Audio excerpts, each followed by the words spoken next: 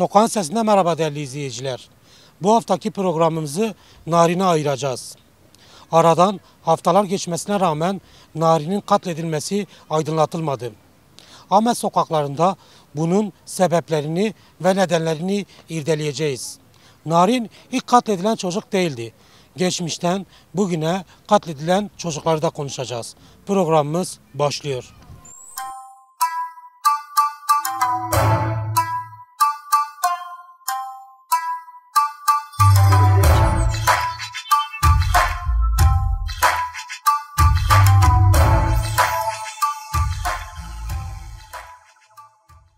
Günlerdir aydınlatılmaya çalışan bir cinayet var. 8 yaşında bir çocuk katledildi, Narin Güran. Bu cinayete karşı sizin tepkiniz nedir? Nasıl bir öfke beslediniz? Şöyle bir şey, ilk günden beri korunan bir failler var. Bu ülkede zaten bugüne kadar kadın ve çocuk cinayetleri her zaman üstü örtüldü ve kapatıldı. Bundan çok öncesi erkek çocuklarına tecavüz olduğu halde bir kereden bir şey olmaz diyen bir aile bakanı var bu ülkede. Onun dışında imamların tecavüzlerinden sonra imamların başları olan ismini şu anda Diyanet İşleri Başkanı Ali Ekber çıkıp da üstünü koruyup da örttüğü olaylar var. Narin olayında Ensarioğullarından çıkıp da biliyoruz ama üstünü aile tanıdığımızdır deyip de üstünü örttüler. Yani bu ülkede bu adalet olduğu sürece, ki bu ülkede adalet yok. Adalet sadece kadın ismi, kadınlarda katledilen bir ülke. Siz de kendiniz dile getirdiniz, failler korunuyor dediniz. Sizce faillerin korunması, kadın cinayetleri, çocuk istismarları, çocuk cinayetleri hangi zihniyetin ürünü? AKP, MHP iktidarı bu cinayetten ne kadar sorumlu?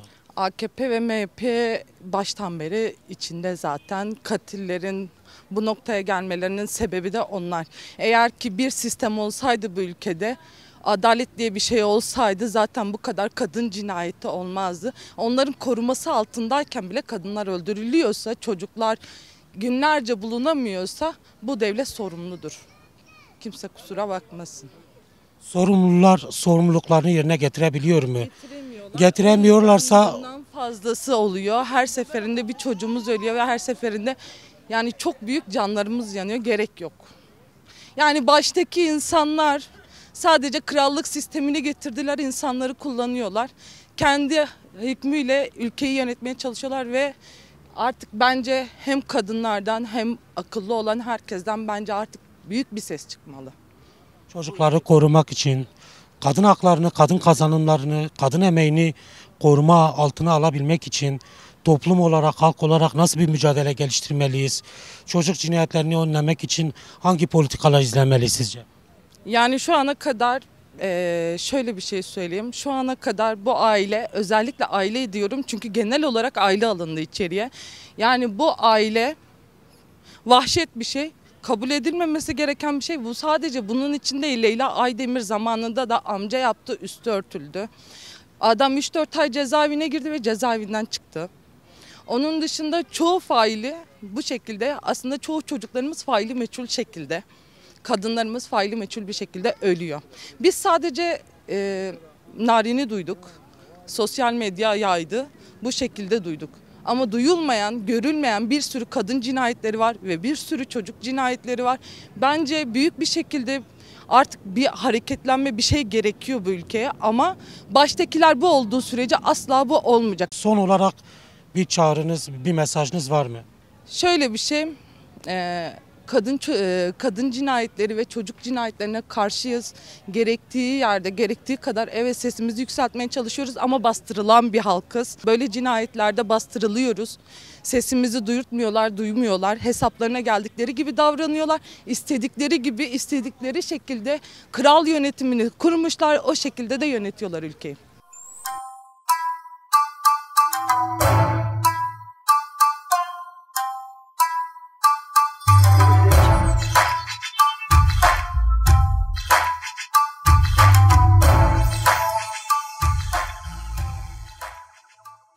Biliyorsunuz Ahmet'te 8 yaşında bir çocuk katledildi, Narin Güran. Bu konu hakkında ne düşünüyorsunuz? Tepkiniz nedir? Nasıl bir öfkeye sahip oldunuz? Hepimizin kız çocuğu var ve hani onun bu dünyadaki varlığı bu kadar insanları rahatsız edip hani öldürmeleri gerekirdi. Okul çağıydı. Şu an hani okullar da yeni açıldı. Hani nasıl diyeyim, çocuklarımızı okula bırakırken bile hep aklımızdaydı. Çok üzücü bir durumdu. Ne diyeceğimi bilemiyorum. Kendim de kızım var. Ona baktığımda hani o kız aklıma geliyor. Aynı yaştalar çünkü. Günlerce arama çalışmaları devam etti. Birçok teknolojik aletler kullanıldı. Birçok gönüllü dayanışma içinde olan sivil toplum örgütleri arama çalışmalarına katıldı.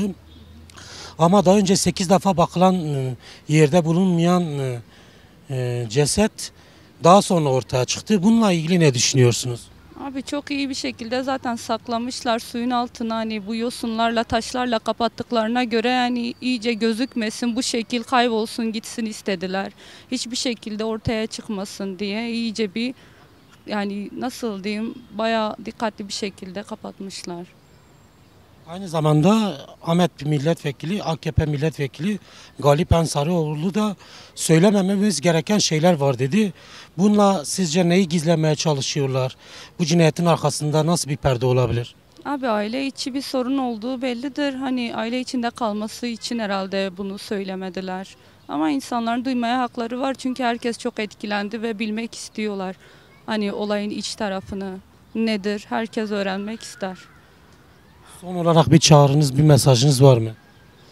Bilemiyorum. Kızlarımıza dikkat edelim ve hani nasıl diyeyim, ona göre hani okul etraflarında da hani böyle zarar veren insanlar olabilir. Hani daha iyi dikkat edilmesi lazım. Evlatlarımız da hani nasıl diyeyim, kimseye hani ortada böyle tek başlarına da gezmesinler. Artık çünkü durum bunu gerektiriyor. Yalnız bırakamıyoruz artık evlatlarımızı hiçbir yerde. Bizim de kızlarımız var çünkü. Hani öyle. Daha çok dikkat etmemiz gerekiyor artık bu saatten sonra. Dünya öyle bir şekil olmuş çünkü.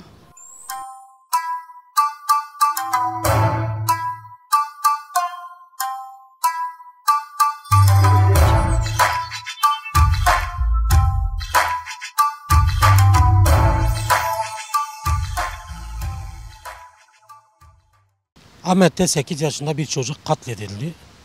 Bununla ilgili ne düşünüyorsunuz? Tepkiniz nedir? Bununla ilgili gerçekten tamamen insanlık dışı, vicdana asla asla uymayan ve bizim halkımıza, yöremize, etnik değerlerimize asla uymayan ve gerçekten şu an konuşunca bile boğazım düğümleniyor. Yani anlatamıyorum, ben duyduğum duyguları dile getirmekten utanıyorum, çekiniyorum. Biliyorsunuz Ahmet Milletvekili, AKP'li Milletvekili Galip Ensarioğlu 40 yıllık dostumuzdur aile dedi ve söylemememiz gereken şeyler var dedi. Sizce bu söylem neyi işaret ediyor, neyi gösteriyor? Saklanan şey nedir? Saklanan şey bence işin içinde oyunlar dönüyor. Mutlaka dönüyor. Çünkü bu bir silsile haline geldi artık. Hiçbir şekilde bu kadar jandarmanın aramalarına rağmen bulunamaması yani kayda değer bir şey olmadığını göstermiyor. Böyle bir şey olamaz yani. Mutlaka bulunması gerekiyordu. Bunun altında farklı şeyler tabii ki yatıyor. Siz tam olarak neyi anlatmak istiyorsunuz? Ne var bu şeyin altında? Yani cihadist örgütler, tarikatlar veya farklı dine mensup üyelerin işin içinde olduğunu düşünüyorum. Ahmet'te 8 yaşında bir çocuk katledildi. Bu cinayetin arkasında neler olduğunu düşünüyorsunuz? Tepkiniz nedir? Belli ki aileden biridir. Bütün işaretler onları gösteriyor. Evin içinde çocuk kaybolup nereye gidebilir? Düşmanı yok, bir şeysi yok. O yaşta bir çocuk kime ne zarar verebilir ki o hale getirdiler onu? Yazık, günah değil mi? Günlerdir uyuyamıyorum ben onun düşüncesinden, onun üzüntüsünden. Suçu neydi, günahı neydi? Allah hakkını bırakmasın inşallah. Ne diyebiliriz? Biliyorsunuz bu coğrafyada en yüksek teknolojileri kullanarak birçok şeyi açığa çıkaran iktidar Narin'i aramaya gelince bir türlü bulamadılar. Örtbas ettiler. Zaten ilk gizlilik kararı bırakıldığı zaman o kayalıklarda kan lekeleri bulunmuştu. Dediler ki Narin'e ait değil. Şimdi çıkıyor ki ortaya Narin'in kanıymış. O gün bulunmuş. Kaybolduktan 5 gün sonra 6. gün bulunmuş ve bunu gizlilik kararı bırakarak örtbas ettiler bu olayı. Daha sonra Kim örtbas etti? kim etti? İşte eli kolu uzun olanlar yaptılar. Belli ya, herkes biliyor zaten, herkes bilincindedir. Çocuğu götürdüler, adli tıpta paramparça ettiler, sonra çuvala koyup suyun kenarına attılar. Yok dediler, yeni bulunmuş. Kime yutturuyorlar? Zaten her şey ortadadır. Artık ne diyebilirim? Aslında da Galip Ensarioğlu ailenin 40 yıllık dostu olduğunu söylüyor. Bir de söylemememiz gereken şeyler var dedi. Sizce bu söylenmemesi gereken şeyler nedir? Bu cinayeti aydınlatmak için geçerli bir neden olur mu bu söylememen? Bir neden ailede çok korkunç bir şey var ki bu da biliyor, açıklamak istemiyor. Hani ayıp olur. İşte yüz kızartıcı suçlar olduğu için herkes öğrenmesin. Milletin içinde nasıl başlarını kaldırıp bakacaklar diye örtbas ettiler. Söylenmemesi gerekiyor dedi. Ama o ne olduğunu biliyor. Biliyorsunuz en son itirafçı da cihadist bir bayrağın önünde fotoğrafı çıktı. Bununla ilgili ne söylemek istersiniz? İtirafçı zaten gönüllü suçu kabul eden kişidir. Gönüllü olarak suçu kabul etmiş, o yüzden gelmiş itirafçı olmuş. Halbuki itirafçının bu olaylardan çocuğun önceden bulunduğundan belki haberi de yoktu. Sonradan itirafçıyı ayarladılar. O da gönüllü olarak suçu kabul etmek için gitti, teslim oldu. Peki sizce gündemi bununla ilgili neden değiştirmek istediler? Neden böyle bir adım attılar? Artık onu ben de bilemiyorum. Olayı çözmüş değilim. Ne varsa ortaya çıkarsınlar. Yetkililer bilir bunu. Son olarak bir çağrınız, bir mesajınız var mı bunlarla ilgili? Mesajım var. O küçücük çocuğun günahı neydi? Ne suç işledi ki onu o hale getirdiler? Benim budur söyleyeceğim. Ne yapabilir? Kime ne zararı oldu ki? Yani yazık, günah değil miydi 8 yaşındaki çocuğa? Ben bunu söylüyorum. Allah hakkını bırakmasın inşallah.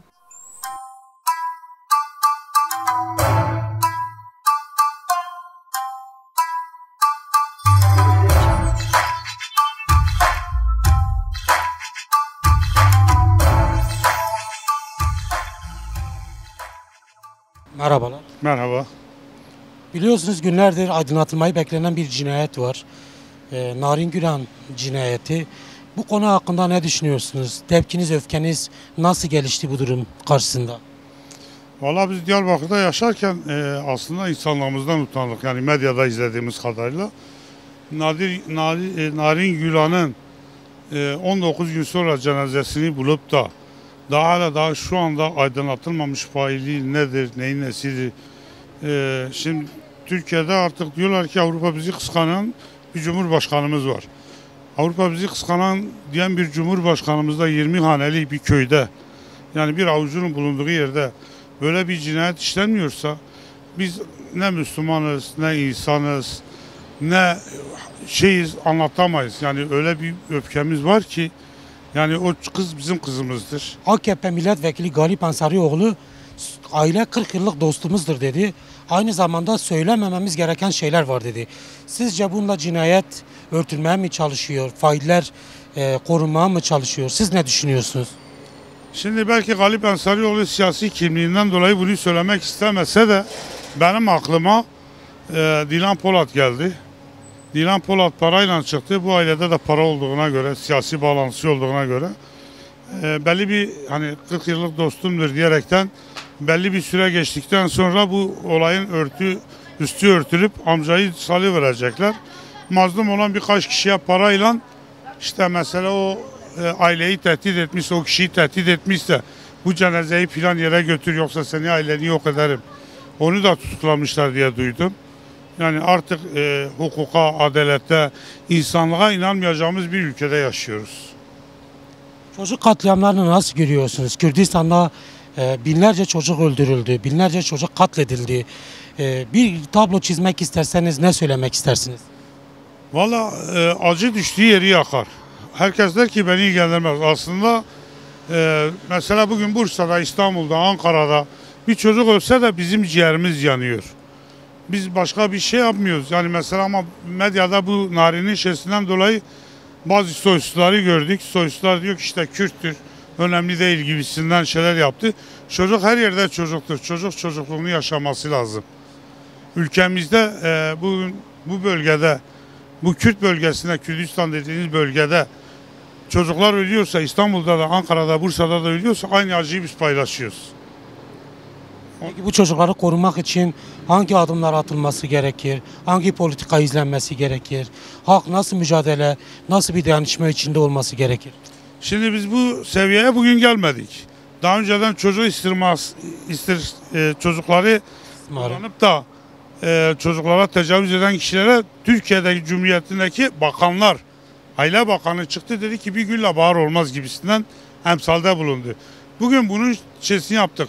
Köklü bir referandum olması lazım ama 25 senedir AKP iktidarda, ben bugün bekleyemiyorum onlardan. Şimdi yaşlıları, çocukları, hayvanları korumayan bir devlet bir gün onların başına da gelir. Aynı acıyı onlar da yaşar. Onun için yarın daha geç olmadan bugün bazı şeylere adım atmamız lazım. Örneğin devletin, şimdi Diyanet diyeceğiz, Diyanet İşleri Başkanı Ali Ekber çıkıp televizyona zam-ı Allah yapmış diyerekten şey yapıyorsa, dinimizle dalga geçiyorsa, Diyanet'in söyleyeceği bazı şeyler, imamları bilmem neleri, hocaları devreye girmesi lazım. Onlara da biz artık inanmıyoruz. Ülkenin yargı mensupları bir an önce el atıp bu olayı çözmeleri lazım. Boşuna okul okumamışlar, hukuku okumuşlar. Hukuksal olarak çocukların güvenliği ne şekilse güvenlik şeysinden dolayı tedbiri almaları lazım.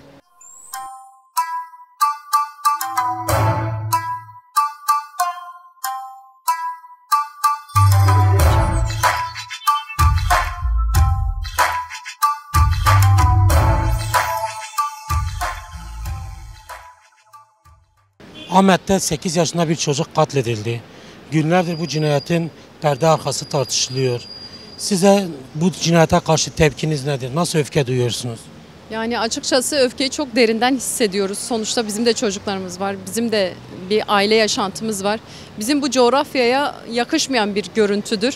Evet, çocuklar, kadınlar, hayvanlar her zaman eziyet gördü bu bölgede ama bu şekilde hiçbir zaman olmadı. Ciddi bir hayal kırıklığıdır bizim Mezopotamya için, kadın hakları için, çocuk hakları için ciddi bir hayal kırıklığıdır. Hepimiz derinden üzgünüz bu konuyla ilgili. Cinayetin arkasında nasıl bir zihniyet var? Bahsettiğiniz bu toplumdaki kadın sorunları, gençlik sorunları, hatta hayvan haklarıyla ilgili dile getireceğimiz nasıl bir zihniyetin ürünü var? Bu cinayetle nasıl ilişkilendirebiliriz bu zihniyeti? Açıkçası ilişkilendirebileceğimiz bir konu varsa o da bastırılmış zihniyetin, bastırılmış duyguların bir zihniyeti sonucudur. Yani bunca zamandır işte insanlara yapılan bir baskının dışa vurumudur bir yerde. İnsanlar kendi duygularını tanıyamıyor, insanlar kendi duygularını yönlendiremiyor. Bu bir öfke patlaması şeklinde bir şekilde ortaya çıkmıştır. Yoksa çok da insani bir planlama olduğunu düşünmüyorum. Yani yılların vermiş olduğu bir öfke patlamasıyla yapılan saçma sapan bir harekettir. Daha çok bu bastırılmış zihniyetin sonucudur diye tahmin ediyorum ben. AKP-MHP iktidarın bu cinayette ne kadar sorumluluğu var sizce? Çünkü günlerdir en iyi teknolojiler kullanılan yerde ceset aramaları başlatıldı ama bir sonuca ulaşılmadı. Ta ki bir itirafçı çıkana kadar. Bununla ilgili ne söylemek istersiniz? Açıkçası hepimiz aynı şekilde bu kısımda, yani toplum olarak hepimiz bu konuda şaşkınız.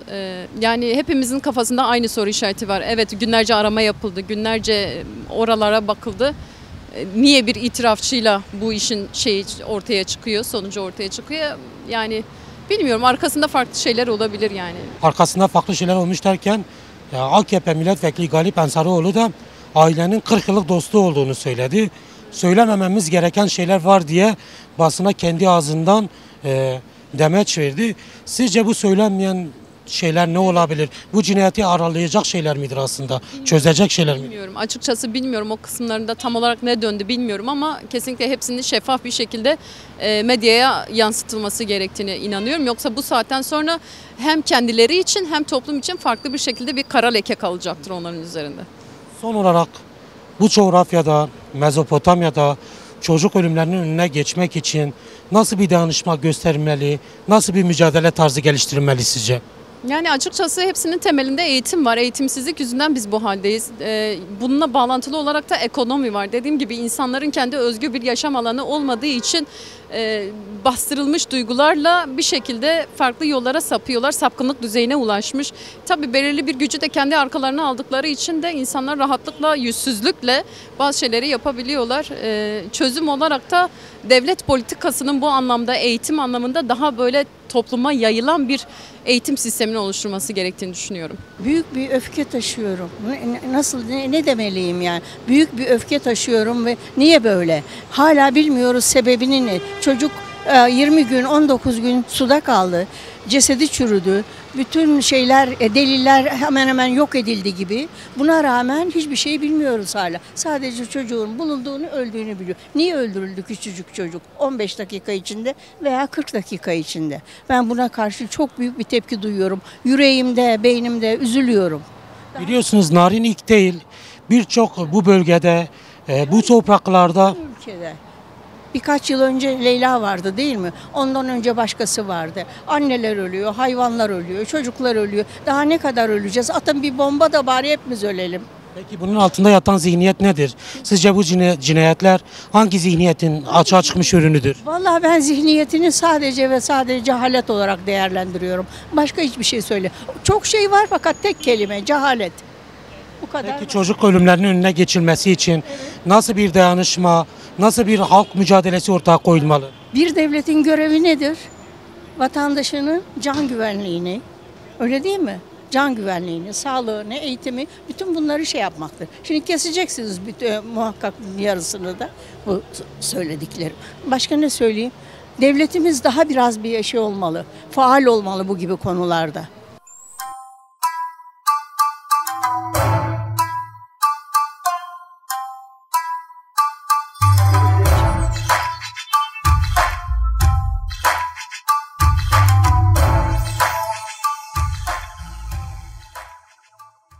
Öyle bir öfke ki insan insanlığından utanıyor yani. İnsan olmaktan, kendi insanlığımızdan utanıyoruz artık. Birbirimizin yüzüne bakmaktan utanıyoruz, çocuklarımızın yüzüne bakmaktan utanıyoruz. Ne söyleyeceğimizi artık şaşırdık yani. Bu toplumda önce ahlak çökertildi. Bu sistem içerisinde, bu sistem toplumdaki ahlakı çökertti. Ahlak bitti ve cezasız politikaların sonucudur bunlar. Yani eğer devlet kendi görevini yapsaydı, toplumda bir demokratik ortamları bu kadar kapatmasaydı, toplum bu kadar kapalı bir topluma dönüşmeseydi, bu tür şeyler de karanlıkta kalamazdı. Kimse cesaret edip bunları yapamazdı. Yapılanlar da hepsi cezasızlık politikasıyla üstü kapatılıyor. Bundan önceki Ağrı'da olan olay gibi her tarafta işte Kürt çocukları dedim panzerlerin altında kalarak öldürülüyor. Dolayısıyla bunlar da kapatılıyor. Bölgemizde bugüne kadar zaten binlerce faili meçhul cinayet olmuştur ve bunların da hepsi kapatılmıştır. Halen bunun çocuklarının kemiğini arayan analar halen her cumartesi günü çocuklarının kemiğini bulmak için mücadele ediyor. AKP'li Galip Ansarioğlu ailenin 40 yıllık dostu olduğunu söyledi ve söylemememiz gereken şeyler var dedi. Bununla sizce neyi amaçlıyor? Cinayeti örtmeye mi çalışıyorlar sizce? Şimdi cinayeti örtmek zaten diyorum ya cezasızlık politikası sürüyor. Bu tür şeylerde, böyle cinayetlerde, böyle olaylarda dostluk diye bir şey olamaz. Hakikatler önemlidir, gerçekler önemlidir. Çocuklarımızı korumak esas olmalıdır. Çocuklar bizim geleceğimizdir. Bu çocukların başına gelen her şeyden bu toplum sorumludur. Biraz da bu toplum bunları öldürdü. Bu kapalı toplum, ahlakın bittiği bir toplum. Anladın mı? İşsizliktir, yoksulluktur, sefalettir. Toplum öyle bir noktaya getirildi ki artık toplum bir cinnet Getirdiği toplumu bu noktaya. sistem getirmiştir. Mevcut hükümet getirmiştir. 22 yıllık politikaların sonucudur bu. Türkiye'nin fotoğrafıdır bu. Emeklisi aç. Anladın mı? Köylü aç. Hayvancılık yapan aç. Çalışan aç. Memur aç. Polis aç. Yani şimdi aç olmayan kimse var mı? Bir tek sistemin yanında yer alan bir avuç insandır yani. Gerçeklerin ne olduğunu ortaya çıkarmak herkesten önce, adaletten önce, yani mahkemelerden önce bir köyün adaleti devreye girmesi lazım. Köyün vicdanı devreye girmesi lazım ve bunun gerçeklerini ortaya çıkarması lazım. Onlar narine borçludurlar. Çünkü o çocuk o köyde öldü. O köylü ilk başta sorumlu onlardır, ailesi ve sonra o köylüdür. Ondan sonra toplumdur. Biz hepimiz sorumluyuz bundan yani. Vicdan olarak hepimiz bundan sorumluyuz o çocuğun ölmesinden. Çocuğu yaşatamadık. Ve bundan sonradakilerini yaşatabilmek için hepimiz uyanık olmalıyız, duyarlı olmalıyız. Duyarlılık demişken nasıl bir duyarlılık ortaya koymalıyız? Çocuk ölümlerinin önüne geçmek için hangi adımların atılması lazım? Halk nasıl mücadele etmeli? Nasıl bir dayanışma göstermeli? Asıl mücadelenin hedefi sistem olmalıdır. Yani sistem, Adalet Bakanlığı görevini yapmalıdır. Kolluk kuvvetleri görevini yapmalıdır. Mevcut devlet yani hükümet sistemi yani mesela AK Parti şu anda ülkeyi yönetiyorsa o zaman AK Parti yani ahlaki çöküntüyü durdurması lazım. Bunun için mücadele etmesi lazım. Toplumu aydınlatması lazım. Çocukluktan, ilkokuldan tut ortaokul liseye kadar bu çocukların ölmemesi için toplumu bu anlamda duyarlı hale getirmesi lazım. Ama biz toplum olarak da bizde de bireysel olarak bize düşenleri biz de yapmamız lazım. Son olarak bir çağrınız, bir mesajınız var mı? Sonra insan olarak hepimizin narine borcu vardır. Ahlaki borcu vardır. Vicdani borcu vardır. Narine karşı yapılan bütün bu ne yapılmışsa bunun ortaya çıkarılması için önce ailesi, köy ve Diyarbakır olarak ve Adalet Bakanlığı bunu kendine görev edinmelidir ve bunu ortaya çıkarmalıdır. Teşekkürler. Narine borçluyuz, vicdanen borçluyuz, ahlaken borçluyuz. Teşekkürler. Narinler yaşasın, bir daha narinler ölmesin.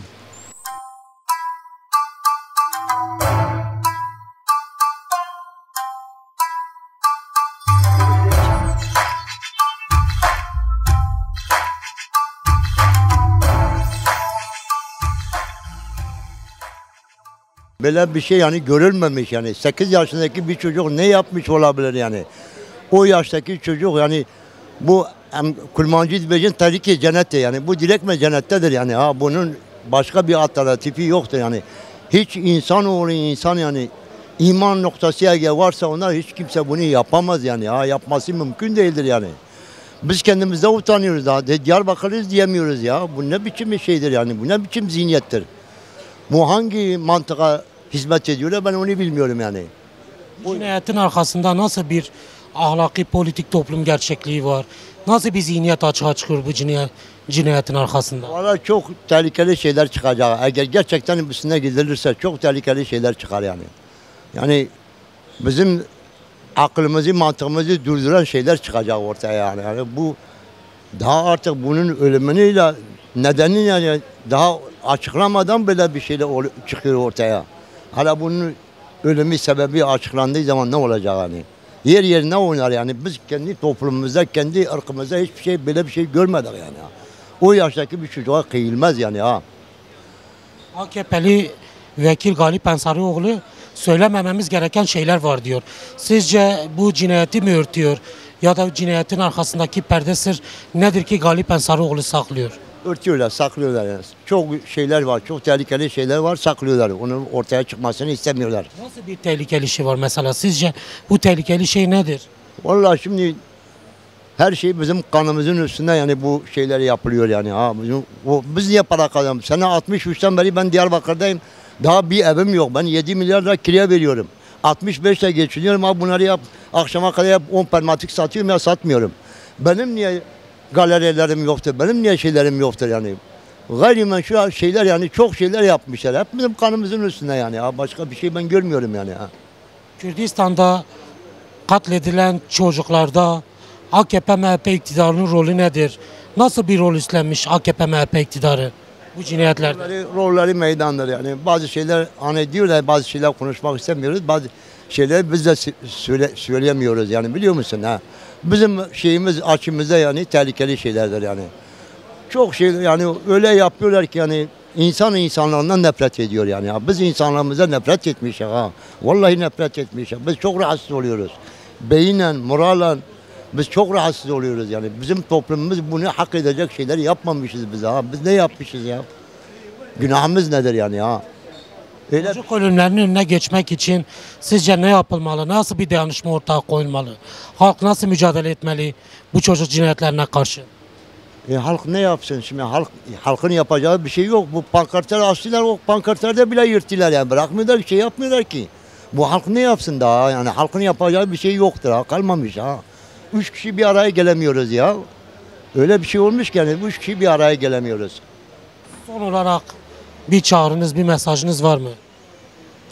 Uy de narin, narin, narin. Narine kulba beşna tezra ve takaliyek taki. He şimdi bedeve nevalu mesela çemukani arvavaki. İnşallah tüye cennette baki de hari veri kul baki. Narin, narin, narin, narin, narine kulba narin, narin.